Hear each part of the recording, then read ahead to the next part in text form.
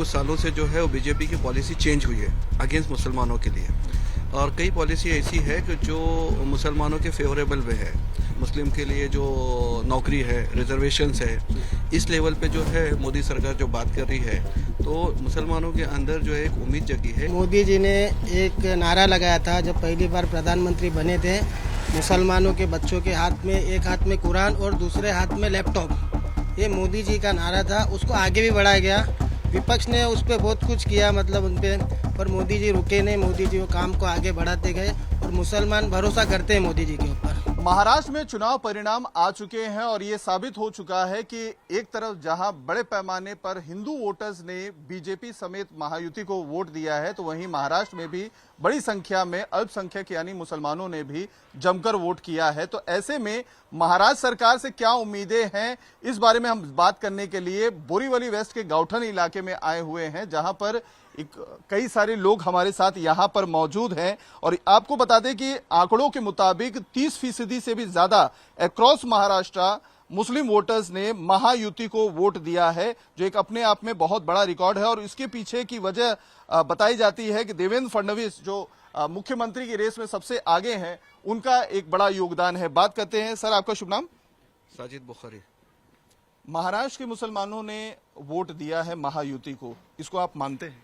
जी हाँ, मानते हैं इसको कि इसका सबसे बड़ा रीज़न ये था कि जो महायुति ने जो कैंडिडेट खड़ा किया था, वो कैंडिडेट जो है वो काफ़ी काम करने वाले थे और उसको हम लोग नाकार नहीं कर सकते थे। यानी उस कैंडिडेट को हम लोग उसके अगेंस्ट में वोट नहीं कर सकते थे, क्योंकि वो काफ़ी काम करने वाले हैं। जैसे यहाँ पर जो है हमारी जो है मनीषा ताई चौधरी है, तो हम लोग ने खुल के उनको समर्थन दिया। इसलिए नहीं दिया कि वो बीजेपी ये वो सब कुछ नहीं देखा। हमने ये देखा कि काम करने वाले लोगों की ज़रूरत है हमको।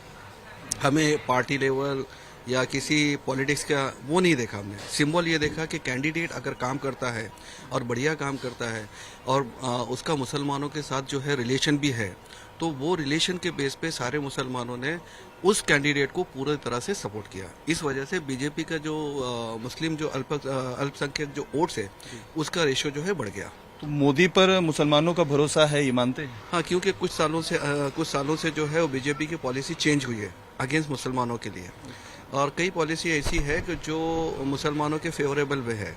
फॉर एग्जांपल जैसा वक्फ बोर्ड का भी मैटर है, जो और कई चीज़ें हैं। मुस्लिम के लिए जो नौकरी है, रिजर्वेशंस है, इस लेवल पे जो है मोदी सरकार जो बात कर रही है, तो मुसलमानों के अंदर जो है एक उम्मीद जगी है कि हो सकता है कि आने वाले कुछ सालों के अंदर ये चीज़ को इम्प्लीमेंट किया जाएगा। आपका शुभ नाम? वसीम साइवनकर। वसीम भाई, आपको क्या लगता है, मोदी पर मुसलमान भरोसा कर रहे हैं जिस तरीके का परिणाम महाराष्ट्र में देखने को मिल रहा है?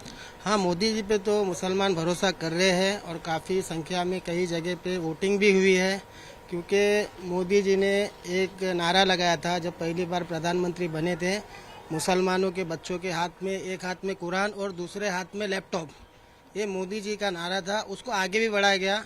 विपक्ष ने उस पर बहुत कुछ किया, मतलब उन पर, पर मोदी जी रुके नहीं। मोदी जी वो काम को आगे बढ़ाते गए और मुसलमान भरोसा करते हैं मोदी जी के ऊपर।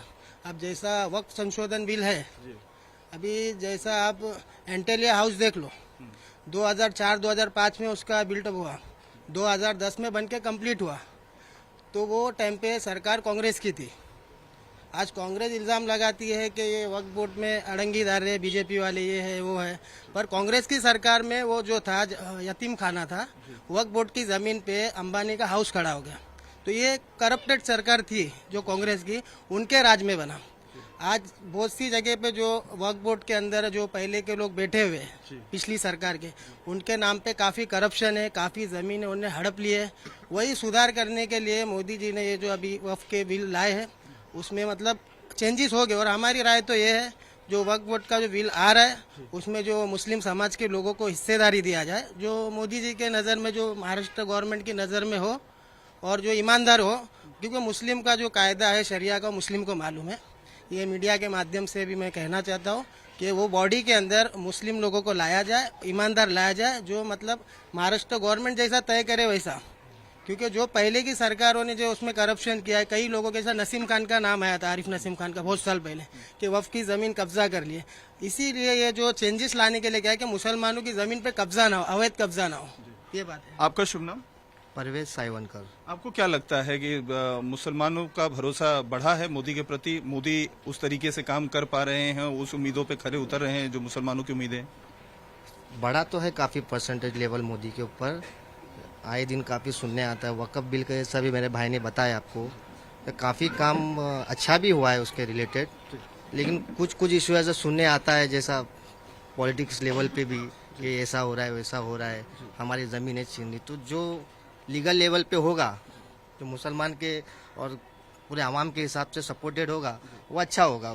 तो आपको लगता है वक्फ के नाम पर जो जमीनें हैं, कुछ लीडर्स उसका अवैध तरीके से कब्जा करके उसको निजी प्रॉपर्टी बना के बेच रहे हैं, कब्जा कर रहे हैं, ये चीजें आपको ध्यान में आती हैं? ऐसा हुआ है? ये तो 75 साल से जब से वो चालू है, जब से चल ही रहा है, कुछ अवैध भी हो ही रहा है उसके अंदर। तो अगर उसमें सही तरीके से चेंजेस आते हैं तो काफ़ी अच्छा है। सर, आपका शुभ नाम? मेरा चौहान। आपकी क्या राय है? मोदी पर भरोसा बढ़ा है मुसलमानों का, मानते हैं? मोदी पर मुसलमानों का भरोसा बढ़ा है इस समय, और अभी काफी काम कर रहे हैं वो मुसलमानों के लिए।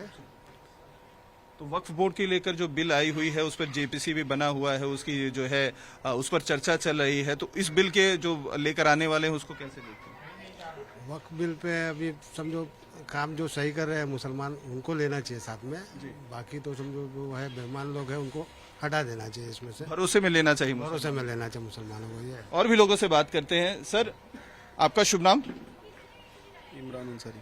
इमरान भाई, आपको क्या लगता है जिस तरीके के परिणाम पूरे महाराष्ट्र में आए हैं, कई ऐसे हमने मुस्लिम डोमिनेटेड एरियाज देखे हैं जहां पर महायुति के जो कैंडिडेट्स हैं वो जीते हुए हैं, क्या वजह मानते हैं इसकी? इसकी वजह क्या मानी जाएगी? सब आपस में है, एक दूसरे साथ में रहना चाहिए, एक साथ में रहना चाहिए, एक मिलजुल के सब रहना चाहिए, एक आपस में भाईचारा रहना चाहिए, एक उसके कारण सब सही तरीके से होना चाहिए। तो उम्मीदें बढ़ी हैं, लोग भरोसा बढ़ा है, मानते हैं मोदी के प्रति? हाँ, भरोसा बढ़ा है, उम्मीद भी बढ़ी है, और हो रहा है काम।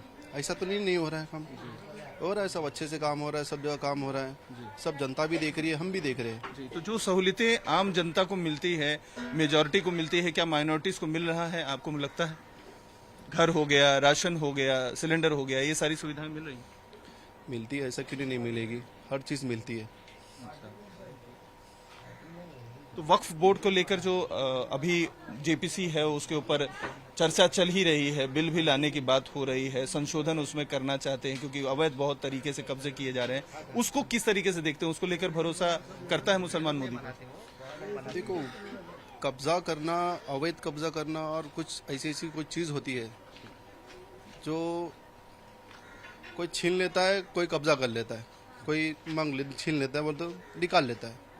ऐसी चीज है, बहुत सी चीज है जो इंसान इग्नोर करके आगे बढ़ जाता है। लेकिन आपको लगता है कि जो चीजें आप लोगों के लिए, आप लोगों की पूंजी है, उस पर नियंत्रण जो अवैध तरीके से लोग कर रहे हैं, कब्जे कर रहे हैं, उस पर रोक लगनी चाहिए? लगना चाहिए, क्यों नहीं लगना चाहिए? ऐसे बहुत से लोग हैं जो कब्जा करके बैठे हुए हैं, तो ऐसे नेताओं पर लगाम लगना चाहिए। सर, आपका शुभ नाम? अरबाज शेख। अब्बास भाई, आपकी क्या राय है? भरोसा बढ़ा है कि दिखाया कुछ जा रहा है और अंदर कुछ हो रहा है? नहीं सर, बड़ा तो है भरोसा। वजह क्या है भरोसा बढ़ने की? मतलब ये मोदी जी कैसा कर रहे हैं अपने लिए, ऐसा कुछ नहीं है। बट जैसा अभी वक्फ बोर्ड के लिए सब करना चाहिए हम लोग। जी, तो जो अवैध कब्जे हो रहे हैं, वक्फी जमीनों को लोग, नेता जितने भी होते हैं, अलग अलग तरीके से कब्जे कर रहे हैं, उन पर रोक लगानी चाहिए, आपको लगता है? हाँ, रोक तो लगानी चाहिए। संशोधन होना चाहिए, जी, बिल में संशोधन हो चाहिए। जी, कुछ मैटर ऐसे हैं जो वक्फ की, अगर कोई आदमी अगर अपनी प्रॉपर्टी को वक्फ करता है तो किस लिए करता है? कि वो किसी चीज़ के लिए इस्तेमाल हो। अगर वो वक्फ सोसाइटी नहीं के करता, वेलफेयर, सोसाइटी वेलफेयर के लिए, कौम के वेलफेयर के लिए या किसी समाज के वेलफेयर के लिए अगर इतनी बड़ी प्रॉपर्टी डोनेट करता है तो उसके पीछे मकसद ये रहता है कि कुछ अच्छे काम हो, और अच्छे काम की वजह से वो उसको डोनेट करता है, वक्फ कर देता है। इसका मतलब अगर वो चाहता तो बेच के दूसरा पैसा भी बना सकता था, लेकिन उसने पैसा नहीं बनाते, उसको वक्फ कर देते हैं कि ये पब्लिक प्लेस यूज़ हो जाए और ये पब्लिक के काम आए, ये कौम के काम आए, कम्युनिटी के काम आए। तो वो ना करते हुए अगर उस चीज़ को अगर कोई कोई हड़पता है और कोई जो इस पर कब्जा करता है, नाजायज़ कब्जा करता है, जैसे कई पॉलिटिशियंस जो है वो अपना कब्जा करके बैठ गए, बड़ी बड़ी दुकानें खोल के बैठ गए, तो ये गलत है। ये आज ये समाज को ये जाएगा ना कि भाई कोई भी चीज़ जो है वक़फ़ नहीं करना चाहिए कि आज मैं वक़फ़ करूँगा किसी कौम के लिए, कम्युनिटी के लिए, किसी अच्छे काम के लिए, वो अच्छा काम नहीं होगा। कोई राजनेता जो है उस पर कब्जा कर लेगा, उस पर अपनी बिल्डिंग बना देगा, बेच देगा, या कोई अच्छा इंडस्ट्रियल आ जाएगा या बड़ा अमीर आदमी आ जाएगा, उस पर कब्जा कर लेगा और ये लोग उससे मिल के जो है साठ गांठ करके मेरी ज़मीन को खा लेंगे या मेरे पुरखों की ज़मीन को खा जाएंगे, तो वो आदमी कैसे बर्दाश्त कर सकेगा। और हर आदमी जिसके भी जो भी है पुराने लोगों ने, जो पुरखों ने वो ज़मीन जो डोनेट किया है, तो आज उसको मालूम होगा, उसके बच्चे भी होंगे, बच्चों के बच्चे होंगे, कोई ना कोई होगा। अगर उसको लगेगा कि ये मेरी ज़मीन है, मेरे फोर फादर ने जो है इनको डोनेट किया है और आज इस ज़मीन पे जो है वो अंबानी का महल तैयार हो गया, तो उसको तो बुरा लगेगा कहीं ना कहीं। तो जो है कि आज है ना, फिर उसके बाद क्या होगा कि कोई वक़्फ़ नहीं करेगा, कोई अपनी ज़मीन जो है ना किसी धार्मिक जगह पे या किसी जगह पे देगा नहीं, क्योंकि भरोसा ख़त्म हो जाएगा। उस भरोसे को रोकना है, उस भरोसे के साथ लोगों को लेना है कि तुम्हारी ज़मीन अगर तुम्हारी वक्त ने तुमने दिया है और जिस मकसद के लिए दिया, तुम्हारा वही काम होगा, उसके अलावा किसी की ताकत नहीं रहेगी कि तुम्हारी ज़मीन पर या तुम्हारी पुरखों की ज़मीन पर कोई कब्जा कर। तो उसमें सुधार के लिए आपको लगता है ये जो अमेंडमेंट बिल है वो सही है? हाँ, 100%। ये जो चीज़ें जो रहती है ना, देखो पहले जो रहता है वो क्रिटिसिज्म बहुत रहता है। कोई बिल आता है या कोई चीज़ आती है तो उस पर है ना क्रिटिसाइज बहुत होता है, लेकिन लोग जो है ना उसके पीछे का जो है वो एम नहीं देखते कि आगे सुधार कैसा होगा। कोई भी चीज़ आज नहीं लाओगे आप सुधारने के लिए तो लोगों को तकलीफ होगी। तकलीफ उन्हीं लोगों को होगी जो इसमें इन्वॉल्व है और जो इनमें उसका माल मतलब खा रहे हैं, उनको तकलीफ होगी। आपको और मेरे जैसे को तकलीफ नहीं होगी, आपके मेरे जैसे तो उल्टा हम सपोर्ट करेंगे कि नहीं ये अच्छी चीज़ें हैं और ये चीज़ों की वजह से जो है ये हमारे पुरखों की जो ज़मीनें हैं जिसको लोगों ने हड़प किया है वो बाहर निकलेगी और उस पर जो है सही चीज़ के लिए जो दिया है वही चीज़ पे उस पर मकसद पूरा हो। मकसद पूरा। आपका शुभ नाम सर? मोहम्मद मुस्तफ़ा।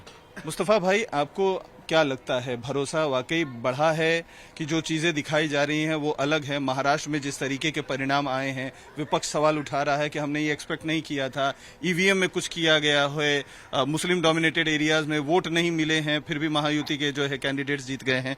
भरोसा बढ़ा है मोदी के प्रति?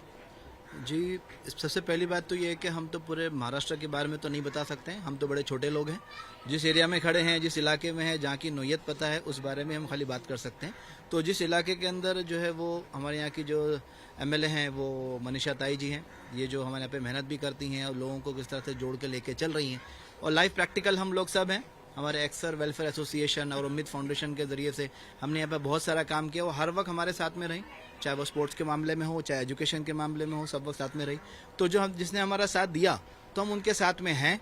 इस वजह से हम ये कह सकते हैं कि हमने उनको सपोर्ट किया हुआ है और ये हमारे सपोर्ट में चल रही हैं, इसलिए थोड़ा आगे तरक्की हमारे आगे होगी भी इंशाल्लाह। और हम मतलब लोग भी इससे खुश हो रहे हैं कि भाई ठीक है, जहाँ तक सपोर्ट मिल रहा है वो अच्छी बात है। सहूलियतें मिल रही हैं एक आम मुसलमान को जैसे दूसरे नागरिकों को मिलती है उस तरीके की सहूलियतें मिल रही हैं, योजनाओं का फायदा मिल रहा है? योजनाओं के हिसाब से तो पहली बात तो ये है कि योजनाएं जिन लोगों तक पहुंची, जैसे कि अभी लाडली बहन वाला है, और तो इससे तो बहुत सारे लोगों ने लाभ उठाया, चाहे वो मानने वाले हो, ना मानने वाले हो, इसके साथ में चलने वाले हो, नहीं चलने वाले हो, सारे लोगों ने खूब लाभ उठाया और बहुत सारी चीज़ें उसके बेनिफिट भी सामने खुल के आए हैं। लेकिन उसके अलावा एक सबसे बड़ी चीज़ तो ये है कि अब हमारे लिए एक डिमांड ये है, जैसे कि हमारे एमएलए चुन के आई हैं तो हम उनके सामने हमारे जो है वो प्रोविजंस रख सकते हैं कि भाई हमारे इलाके के अंदर जो है ना सीसीटीवी कैमरे लगाए जाएं, हमारे इलाके में हमारे बच्चों के लिए जो है एजुकेशन के लिए कंप्यूटर फराहम की जाएं, और हमारे इधर जो है वो अलग अलग छोटे छोटे इवेंट करके बच्चों को मोटिवेट करें, ताकि हमारे छोटे इलाके के बच्चे जो स्लम इलाके हैं और जो गौठन इलाके हैं, यहाँ के बच्चे जो है वो IPS के एग्जाम देने के काबिल भी बन जाए। तो ये फराहम अब जिम्मेदारी है, जो हिसाब से भी लोगों ने सपोर्ट करके आपको लाया है, अभी आपकी जिम्मेदारी है कि इनको सपोर्ट करके वहाँ वो लेवल तक पहुँचाया जाए ताकि उम्मीदों को पूरा किया जाए जो उम्मीद। अच्छा, ये वक्फ बोर्ड की बिल को लेकर जो है काफी ज्यादा चर्चाएं हो रही हैं, जेपीसी बना दी गई है, उस पर अलग तरीके से बैठकों का दौर जारी है। आप इस अमेंडमेंट बिल को कैसे देखते हैं? भरोसा है बिल पर? जी, किसी तरह का जब भी जो बिल आता है, जब तक इसके खिलाफ राय नहीं आएगी, जब तक उसके अंदर कोई जो है वो तरमीम नहीं होगी, मतलब अंदर जो अल्ट्रेशन और जो चेंजेस होते हैं वो सारी चीज़ें जब तक नहीं होगी, जब तक कोई ऑब्जेक्शन नहीं आएगा। क्योंकि आदमी बनाने वाला तो अपने हिसाब से बनाता है, लेकिन जब उसके अंदर कुछ अंदर जो चेंजेस आते हैं, थोड़ी छोटी, जिसको उर्दू ज़बान हम तरमीम कहते हैं, कि थोड़े थोड़े मोल्डिंग, जैसे कि अभी ये जो है वो 1947 से पहले ही ये चीज़ को सामने रखा गया था, उसके बाद में इसके ऊपर अमल किया गया। ये मेहनत करते करते करते यहाँ तक अभी पहुँचा है कि लोगों ने अब जाके उसको जो है वो चेंज करने की कोशिश की है। हाँ, जहाँ गलतियाँ हो रही हैं उसको तो चेंज करना ज़रूरी है और उसको तो बहुत बेहतरीन अंदाज से करना चाहिए, लेकिन इसके अलावा उसके अंदर वो चेंजेस ना हो जिसके अंदर, जैसे कि ये शरई लॉ उसके अंदर अटैच होता है, यानी मुस्लिम पर्सनल लॉ के कुछ ऐसे लॉज हैं जो उसमें अटैच होते हैं, वो चेंज नहीं होने चाहिए। क्योंकि जिस मकसद के लिए वक्फ किया जाता है, जिस मकसद के लिए हम अल्लाह के नाम पे हम वक्फ करते हैं, तो वो जगह उसी चीज़ के लिए इस्तेमाल होनी चाहिए जिस चीज़ के लिए वक्फ किया जा रहा है। नहीं तो लोगों का भरोसा उठ जाएगा और वो वक्फ करना छोड़ देंगे और वो जो है वो रिलीजियस पे भरोसा करना भी छोड़ देंगे। तो आपको लगता है कि ये जो वक्फ की जो जमीनें हैं वो निजी फायदे के लिए जो इस्तेमाल होती है, या आपको लगता है कि अमेंडमेंट होकर किसी को फायदा देने के लिए ये सारी चीजें की जाएंगी? इस चीज का जो डर है इसको एड्रेस करना चाहिए और ये सारी चीजें ना हो, ये इंश्योर करना चाहिए। यस, ये होना चाहिए। और इसमें बहुत ज़्यादा इस बात का ध्यान रखना चाहिए कि भाई इसके अंदर जो है ना वो हायर अथॉरिटीज़ पे भी जो मुसलमान तैनात हैं, और शुरुआत ऊपर अपर लेवल से लेकर लोअर लेवल तक सारे के सारे मुस्लिम्स हैं, क्योंकि इस मुस्लिम पर्सनल लॉ बोर्ड के ज़रिए से इसको जो हैंडल किया जा रहा है ये उनकी जिम्मेदारी में देना चाहिए, ताकि वो उसको अच्छे अंदाज से हैंडल कर सके जिस बुनियाद पर इसको बनाया गया था। करप्शन होता था, आपको लगता था, जिसकी वजह से ये अमेंडमेंट करना जरूरी है? करप्शन करने वाले तो हर जगह कर रहे हैं, चाहे वो एक ही जगह, खाली ये नाम तो वक्फ बोर्ड का है, बाकी करप्शन तो हर जगह चल रहा है। बस ये है कि भाई इसके अंदर करप्शन के नाम पे कुछ और चीज ऐड ना हो जाए, बस इसलिए ध्यान रखने की बहुत ज्यादा जरूरत तो देखिए, लोग हैं, यंगस्टर्स हैं, आप कुछ कहना चाहते हैं? जी, अभी जैसे कि वक्फ बोर्ड की ज़मीन है, मैं ज़्यादा दूर तो नहीं जाता हूँ, मेरे मोहल्ले की बात करता हूँ। अभी कुछ हमारे रिलेटिव और किसी के बाजू वाले के रिलेटिव ने पीछे एक वक्फ बोर्ड के लिए ज़मीन, जो समझो 1 रुपए की ज़मीन है, तो वो टाइम पे अल्लाह के नाम पे 10 पैसे में वो ज़मीन को दिए गए थे। आज वो उसको काफ़ी साल, 40, 50, 60 साल हो गए, वो चीज़ पे अभी सिर्फ खाली प्लॉट है, वहाँ कचरा रखा जाता है, उसका डेवलपमेंट नहीं होता। जब मनीषा ताई 2014 में चुन के आई थी, मैंने उनको यहाँ लेके आया था, तो उन्होंने बोले थे मुझे कि देखो वसीम, मेरे को पेपर दे दो, मैं अभी एक माला खड़ा करके देती हूँ मदरसे का, और दूसरे साल के फंड में दूसरा करके देती हूँ। पर यहाँ जो पुराने जो मस्जिद और ट्रस्टियों में बैठे हैं, जो एनसीपी कांग्रेस के लोग, वो ना खुद काम करते हैं ना दूसरे को करने देते हैं। कब्रस्तान का मुद्दा है, कब्रस्तान का भी निर्माण करके देने वाली थी मनीषा ताई चौधरी, सामने से आई। हमारा सपोर्ट करने का रीज़न ही इनको ये है, हम भाजपा के किसी को सिंबल नहीं देखते, काम करने वाली व्यक्ति को देखते हैं। वैसी जो व्यक्ति है वो मनीषा ताई चौधरी है, और सामने से आके वो बोलते हो कि मदरसे का जगह है, आपको छोटे मोटे फंक्शंस वगैरह के लिए काम आएंगे। ना वो पेपर देने तैयार है ना कुछ, बोले हम खुद भी काम नहीं करेंगे, तो मैं दूसरे को बाहर क्या हो रहा है मैं तो नहीं जानता। मेरा आखिरी सवाल है आपसे, आप ये जो एग्जाम्पल दे रहे हैं, आपको क्या लगता है कि बीजेपी के अलावा जो दूसरी पार्टियां हैं, खास तौर पर माइनॉरिटीज के वोटों को अपना, वो कहते हैं, पर्सनल प्रॉपर्टी समझ रखे हैं, इस वजह से ऐसा ट्रीटमेंट देते हैं? आपको लगता है? हाँ, वो तो पर्सनल प्रॉपर्टी समझे है ना उन्होंने, उनको बस मतलब माइनॉरिटीज को बस टाइम पे, इलेक्शन के टाइम पे लॉलीपॉप देना जानते हैं, बस पीठ पे हार फिराते हैं बस। ये हमारा मतलब मुसलमान देखो एजुकेशन में उनकी कमी है, भोले भाले हैं, तो मतलब जहाँ उनको बहलाया फुसलाया जाता है वैसा वो आ जाते हैं, एजुकेशन की कमी होने के कारण। स्लम्स में मुस्लिम माइनॉरिटीज जिधर भी है स्लम्स के अंदर, वहाँ पर काफ़ी वोटिंग होती है, और जो पॉस्ट सोसाइटीज़ वगैरह है वहाँ पे वोटिंग नहीं होती है। तो इलेक्शन का एक उसूल है कि स्लम्स एरिया और चॉल सिस्टम, ये जो जितनी भी जगह है उसको पॉलिटिशियंस बहुत तरीके से देखते हैं। लेकिन प्रॉब्लम ये होता है ना कि आज सपोज करो कि 60-70 साल से मेरे इलाके का विकास नहीं हुआ, और उसमें कई लोग थे और उन्होंने करने नहीं दिया, और आज भी नहीं करने दिया। तो 1947 के एक्ट में और अब के एक्ट में फ़र्क होना चाहिए, क्योंकि उस वक्त जो है वो मेजॉरिटी देख के, उस वक्त के हालात देख के जो कानून बने थे।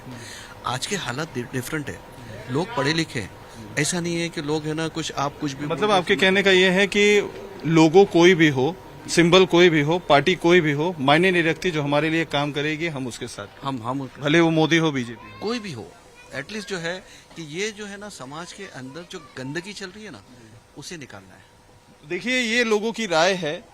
जैसा कि लोगों ने कहा कि वक्फ बोर्ड बिल को लेकर जो संशय है वो लोगों की तरफ से साफ कहा जा रहा है, लेकिन ये भी बात मानी जा रही है कि बड़े पैमाने पर करप्शन किए गए हैं, वक्फ की जमीनों पर कब्जा किया गया है। ऐसे में अमेंडमेंट बिल लाकर अगर इसे दुरुस्त किया जाता है तो बेहद अच्छा है। साथ ही लोग ये भी मानते हैं कि मुसलमानों के लिए जो कोई भी काम करेगा, भले वो मोदी हो या बीजेपी हो, तो उनको सपोर्ट करने में कुछ भी बुरा नहीं है, क्योंकि सबको अपना काम चाहिए कि उनके लिए कोई उनकी भलाई के लिए और उनके मदद के लिए हमेशा साथ में खड़ा रहे।